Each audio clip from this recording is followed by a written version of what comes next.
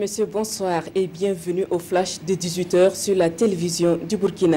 Hier, dans la Kossi et plus précisément à Takui, un village de la commune rurale de Doumbala, 4 éléments des forces de défense et de sécurité en patrouille ont échangé des tirs avec des présumés terroristes. Au nombre de 7, les assaillants ont pris la fuite au bord d'un tricycle. Avec l'arrivée du renfort, les forces de défense et de sécurité auraient suivi les traces des présumés terroristes jusqu'à Katara, à la frontière du Mali. Aujourd'hui, c'est toute la commune de Doumbala qui est en état d'alerte sécuritaire. Les travaux de la 6e conférence du traité d'amitié et de coopération entre le Burkina et la Côte d'Ivoire ont débuté ce matin même à Ouagadougou et c'est la réunion des experts qui a donné le top départ.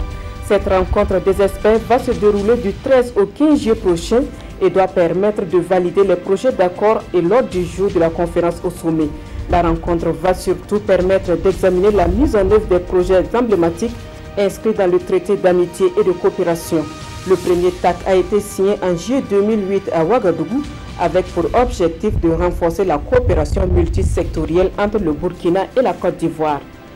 Le ministre burkinabé de la Sécurité et son homologue du Ghana ont procédé hier à la signature d'une convention qui matérialise des engagements pris dans divers domaines.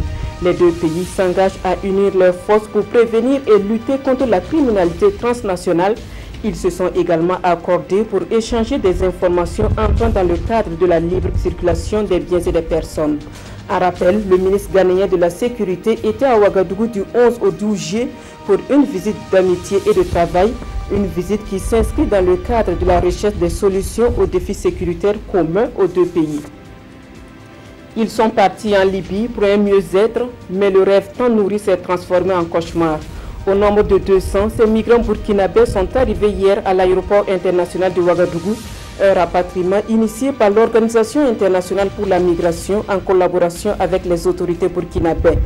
Détenus pour la plupart dans des centres de rétention, ces rapatriés décrivent des conditions de vie difficiles. Cette opération a été effectuée dans le cadre du programme d'aide au retour volontaire et à la réintégration, une opération qui vise à donner aux migrants en situation de précarité la possibilité de rentrer volontairement dans leur pays d'origine.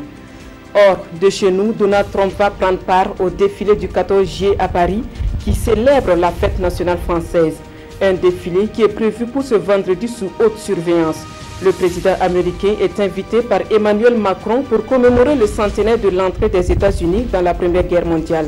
Une invitation qui divise la classe politique française et américaine.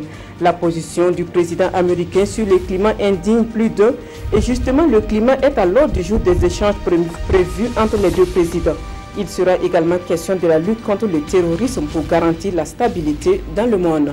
Voilà qui met fin à ce flash de 18h. Merci à vous qui l'avez suivi. Christine Koulibaly vous retrouve à 19h pour d'autres informations.